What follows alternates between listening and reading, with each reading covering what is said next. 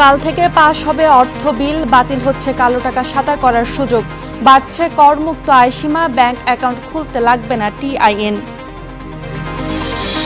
ব্যাংকে নগদ টাকার ঘাটতি পূরণের নতুন প্রস্তাব, সাময়িকভাবে 500 ও 1000 টাকার নোট সাময়িক বাতিল চান সরকার দলীয় সংসদ সদস্য।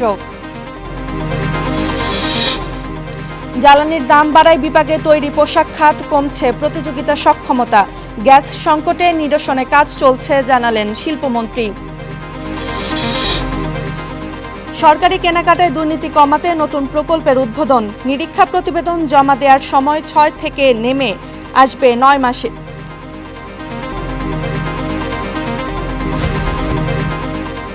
স্বাগত স্টার বিস্টোরের আয়োজনে, আপনাদের সাথে আছি আমি রোকসানা রিমি। শুরুতেই জানাবো প্রস্তাবিত বাজেটের খবর।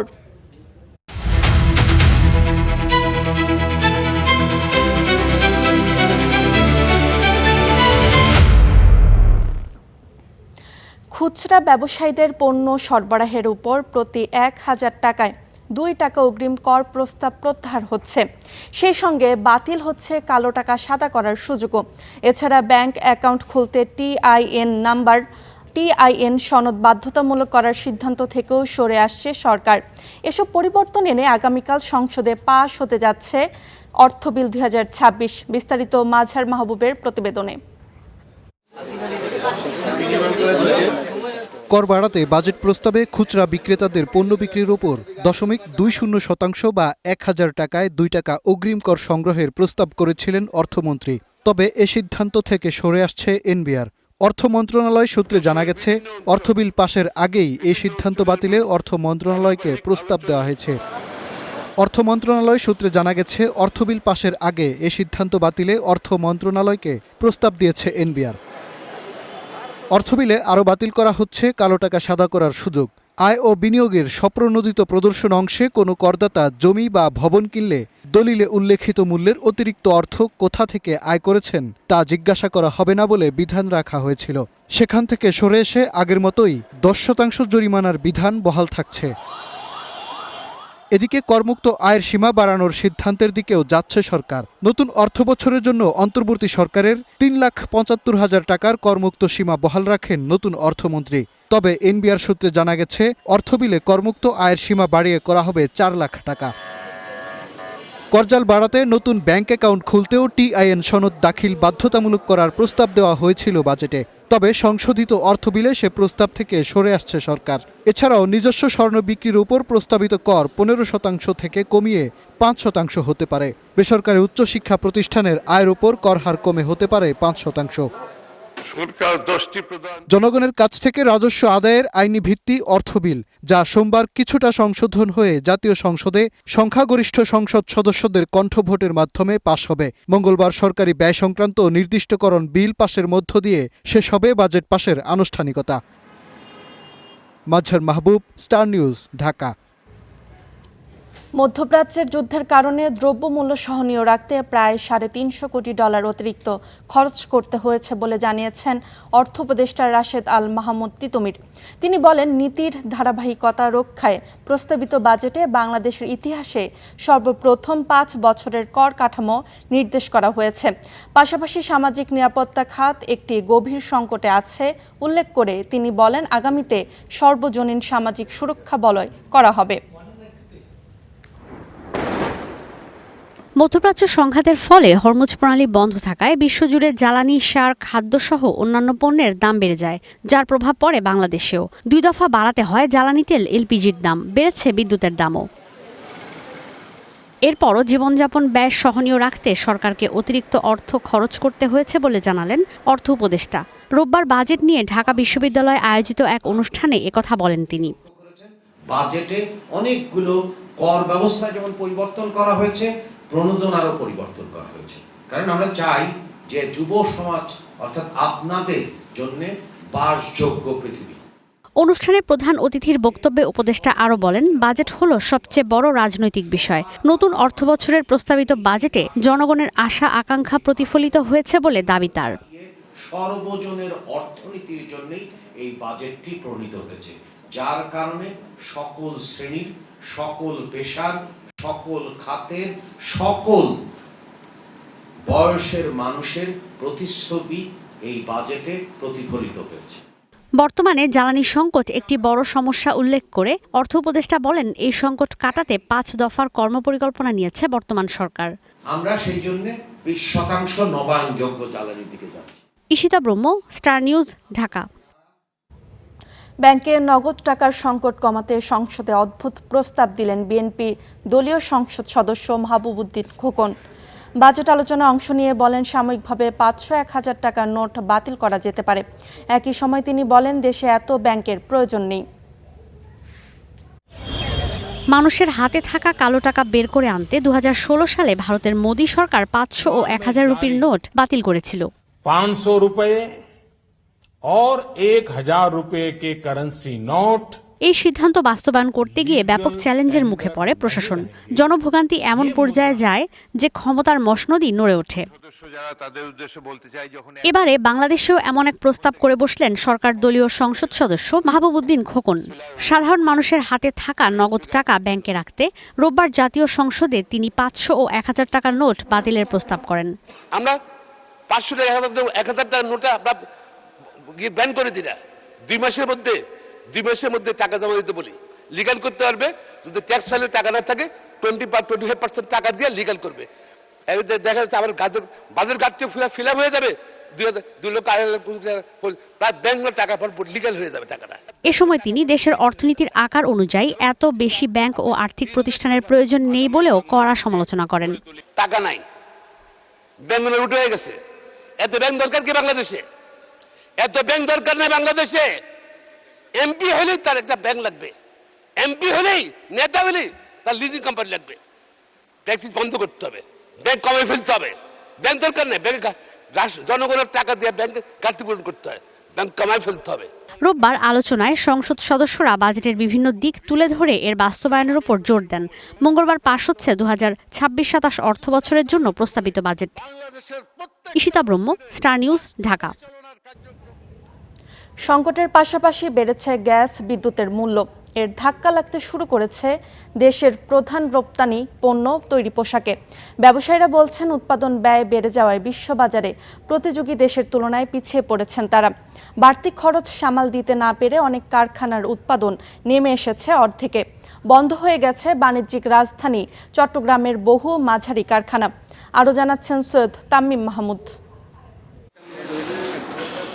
কালুরঘাট বেসিক শিল্প এলাকার মোস্তফা গার্মেন্টস ইন্ডাস্ট্রিজ, যেখানে যুক্তরাষ্ট্রের ক্রেতাদের জন্য তৈরি হচ্ছে জ্যাকেট। প্রতিষ্ঠানটির পরিচালক বলছেন, সম্প্রতি বিদ্যুৎ ও জ্বালানির দাম বাড়ানোর আগে একটি জ্যাকেটে উৎপাদন খরচ ছিল $5 থেকে $5.5। মূল্যবৃদ্ধির পরে বেড়ে হয়েছে $5.70 থেকে 80 সেন্ট। একইভাবে টি শার্ট ও ডেনিম পণ্য বানাতেও খরচ বেড়েছে অন্তত 10%। ফলে ক্রয়াদেশ হারানোর শঙ্কায় রপ্তানিকারকরা। গ্যাস লাগে কেন স্পেশালি গার্মেন্টসে? শুধু আয়রনিংয়ের জন্য, স্টিম বা আমাদের বয়লার চালানোর জন্য। যেটা আমাদের বিকল্প হচ্ছে আমাদের ইলেকট্রিক বয়লার ইউজ করতে হচ্ছে 3 গুণ বেশি আমাদের খরচ দিয়ে। প্রতিটা গার্মেন্টস অ্যাটলিস্ট আয়রন করার জন্য তারা গ্যাসের কানেকশনটা পাবে ইমিডিয়েট অ্যাপ্লিকেশন করার সাথে সাথে। এটা অবশ্যই এটা আমাদের কস্টিংয়ে অনেক হেল্প করবে এবং আমাদের গার্মেন্টসের যে কম্পিটিটিভনেস সেটা অনেক বাড়ায় দেবে।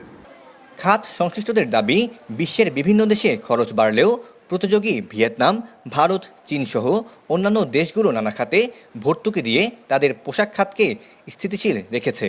কিন্তু বাংলাদেশের চিত্র ঠিক উল্টো।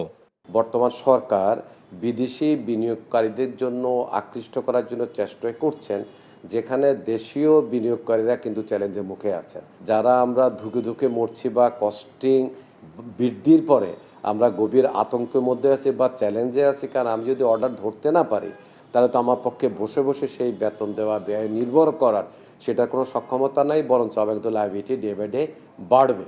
প্রধান এই রপ্তানি খাতকে টিকিয়ে রাখতে হলে নিরবিচ্ছিন্ন গ্যাস ও বিদ্যুৎ সরবরাহ নিশ্চিত করার পাশাপাশি নীতিগত ও শুল্ক সহায়তা বাড়ানোর দাবি ব্যবসায়ীদের। Syed Tamim Mahmud, Star News, Chattogram. গ্যাস সংকট কাটাতে সরকার কাজ করছে বলে জানিয়েছেন শিল্প ও বাণিজ্য মন্ত্রী খন্দকার আব্দুল মুক্তাদির। সকালে বিডা ভবনে বিশ্ব এসএমই দিবসের অনুষ্ঠানে একথা বলেন তিনি। নতুন কর্মসংস্থান ও উদ্যোক্তা তৈরিতে সরকারের উদ্যোগের কথা তুলে ধরে মন্ত্রী জানান, গত 17 বছরে নতুন উদ্যোক্তা খুব কম তৈরি হয়েছে, আর এর প্রভাবে তৈরি হয়েছে আয় বৈষম্য। বৈশ্বিক প্রতিযোগিতায় টিকে থাকতে নতুন উদ্যোক্তা তৈরিতে সরকারের পরিকল্পনার কথাও জানান তিনি। বলেন, এক্ষেত্রে গতি আনতে ডিজিটাল প্রযুক্তির ব্যবহার, দক্ষতা উন্নয়ন, নীতিগত সহায়তা নিশ্চিতে সরকারের বিভিন্ন প্রকল্প হাতে নিয়েছে।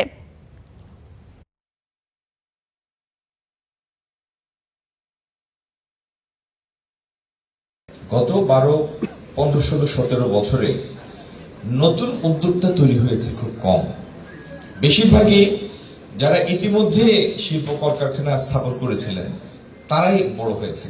আগামী দিনে আমাদের লক্ষ্য হবে কম জ্বালানি ইন্টেন্সিভ শিল্পের দিকে বেশি বেশি যাওয়া, আর যেগুলি ইতিমধ্যে স্থাপিত মিল ফ্যাক্টরি সেগুলির প্রোডাক্টিভ ক্যাপাসিটি পুরোপুরি ইউটিলাইজ করার জন্য, দ্রুত এই গ্যাস সংকটের সমাধান করার জন্য আমরা আন্তরিকভাবে কাজ করছি।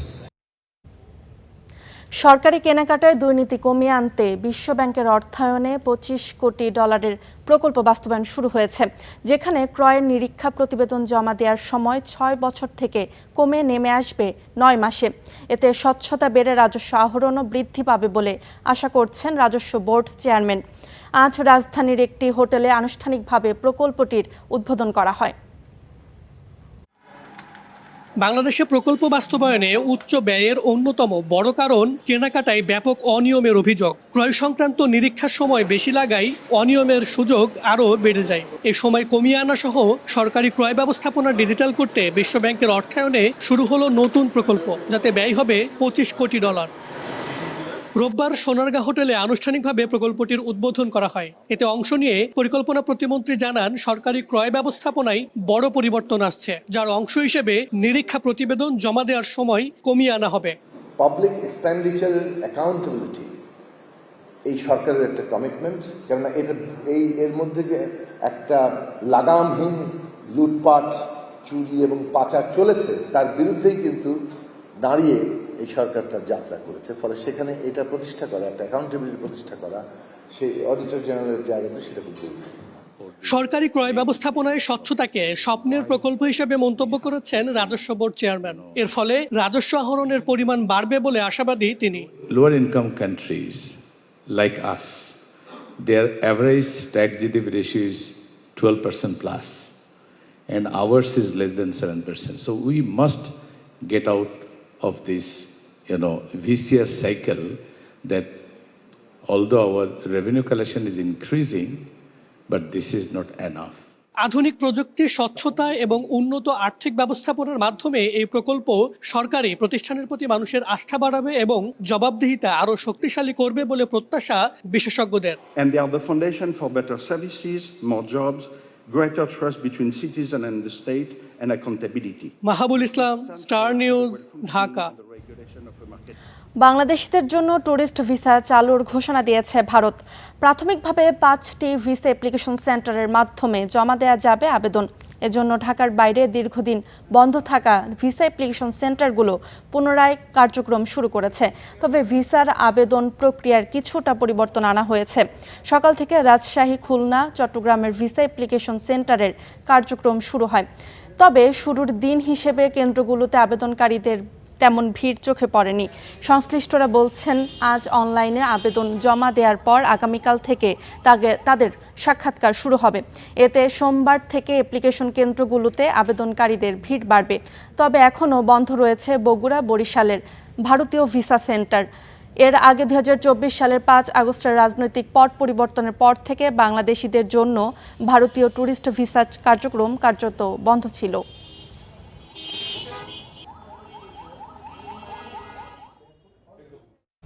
ইসলামী ব্যাংক ইস্যুতে আবারও আন্দোলন শুরু হয়েছে।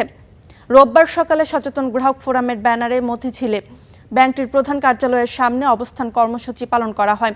এ সময় আন্দোলনরতরা অভিযোগ করেন, নতুন পরিচালনা পর্ষদ গঠনের সময়ক্ষেপণ করছে বাংলাদেশ ব্যাংক। ইসলামী ব্যাংক স্থিতিশীলতা ফিরিয়ে আনতে প্রধানমন্ত্রীর হস্তক্ষেপের দাবি জানান তারা। সাবেক ডেপুটি গভর্নর খুরশিদ আলমকে ইসলামী ব্যাংকের চেয়ারম্যান ঘোষণার পর অস্থিরতা শুরু হয়। পরে চেয়ারম্যান সহ পুরো পর্ষদ বাতিল করলেও থামেনি আন্দোলন। রোববারও মতিঝিলে ইসলামী ব্যাংকের প্রধান কার্যালয়ের সামনে অবস্থান নেয় সচেতন গ্রাহক ফোরাম। সেই আন্দোলন চলতেই সৎ ও পেশাদার ব্যক্তিদের সমন্বয়ে ইসলামী ব্যাংকের পর্ষদ দ্রুত গঠনের দাবি জানানো হয়। পাশাপাশি ব্যাংকটির অনিয়মের সঙ্গে জড়িতদের শাস্তি ও পাচারের টাকা দেশে ফিরিয়ে এনে ব্যাংকের দায় পরিশোধের কথা বলা হয়েছে। ইসলামী ব্যাংক নিয়ে যেন আর নতুন করে কোনো ষড়যন্ত্র, নতুন করে সিরিমেনে খেলা না হয়। অবিলম্বে ব্যাংক গ্রাহকদের যে দাবি 2007 সালে পুরো যারা মালিক ছিল তাদের কাছে মালিকানা ফেরত দিতে হবে এবং সৎযোগ্য পেশাদার পরিচালনা পর্ষদ গঠন করতে হবে। এ সময় আন্দোলনরতরা অভিযোগ করেন ইসলামী ব্যাংকের পর্ষদ গঠনে সময় ক্ষেপণ করছে কেন্দ্রীয় ব্যাংক। গ্রাহকদের আস্থা অর্জন করবে যাদের নেতৃত্বে গ্রাহকরা আস্থাশীল হয়ে ইসলামী ব্যাংকে তাদের আমানত নিশ্চিন্তে রাখতে পারবে, কিন্তু বারবার সময় ক্ষেপণ করা হচ্ছে। আমরা এতে বিশ্বাস করি যে উপরের কোন মহলের নির্দেশের জন্য বাংলাদেশ ব্যাংক অপেক্ষা করছে। পরে ইসলামী ব্যাংকের সামনে থেকে বিক্ষোভ মিছিল নিয়ে জাতীয় প্রেস ক্লাবের দিকে পদযাত্রা করে সচেতন গ্রাহক ফোরাম। Walid Sakib, Star News, Dhaka. দেশের বাজারে আজ 22 ক্যারেটের 1 ভরি স্বর্ণ বিক্রি হচ্ছে 2,28,556 টাকায়। 21 ক্যারেটের 1 ভরি স্বর্ণ বিক্রি হচ্ছে 2,18,291 টাকায়। এছাড়া 18 ক্যারেটের প্রতি ভরি স্বর্ণ বিক্রি হচ্ছে 1,87,440 টাকা। সনাতন পদ্ধতির 1 ভরি স্বর্ণ বিক্রি হচ্ছে 1,53,148 টাকা। শনিবার স্বর্ণের এই দাম সমন্বয় করেছে বাংলাদেশ জুয়েলার্স সমিতি বাজুস। আর আন্তর্জাতিক বাজারে আজ স্বর্ণের দাম $4,070 উপরে। মধ্যপ্রাচ্যের ভূ রাজনৈতিক উত্তেজনা কমে আসায় বিশ্ববাজারে অপরিশোধিত তেলের দাম প্রায় 4% কমে ব্যারেল প্রতি বিক্রি হচ্ছে $71। আর মার্কিন ওয়েস্ট টেক্সাস ইন্টারমিডিয়েট তেলের দাম 3% বেশি কমে প্রতি ব্যারেল বিক্রি হচ্ছে $69। বিশ্লেষকদের মতে চলতি সপ্তাহে ওয়াশিংটন ও তেহরানের মধ্যে প্রাথমিক শান্তি আলোচনা শুরু হওয়া, ইরানের জন্য 60 দিনের তেল বিক্রির বিশেষ ছাড় ও মধ্যপ্রাচ্যের উত্তেজনা কিছুটা কমে আসায় তেলের দাম কমেছে। ইরান, ইসরায়েল আর যুক্তরাষ্ট্রের যৌথ আগ্রাসন শুরুর আগে জ্বালানি তেলের দাম ছিল ব্যারেল প্রতি $72। সংঘাত শুরুর পর যা উঠেছিল সর্বোচ্চ $126।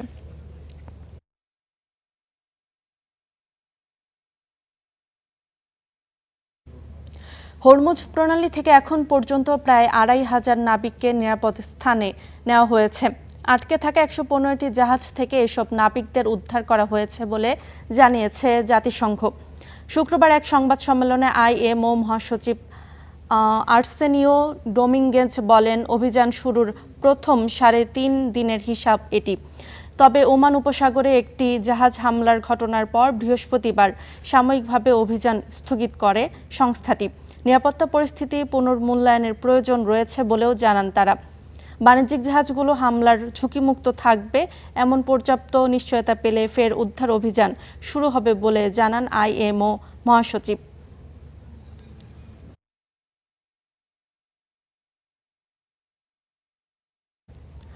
Berger award for interior design BAID 2025 পুরস্কার বিতরণী অনুষ্ঠানের আয়োজন করা হয়েছে।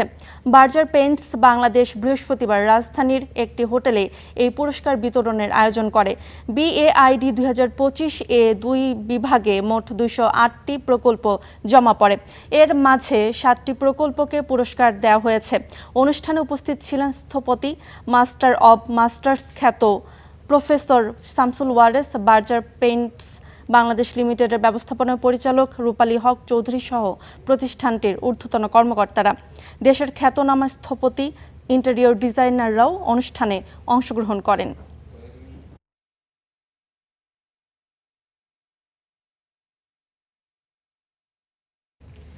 এই ছিল স্টার বিস্টুডের আয়োজনে। এতক্ষণ সঙ্গে থাকার জন্য ধন্যবাদ।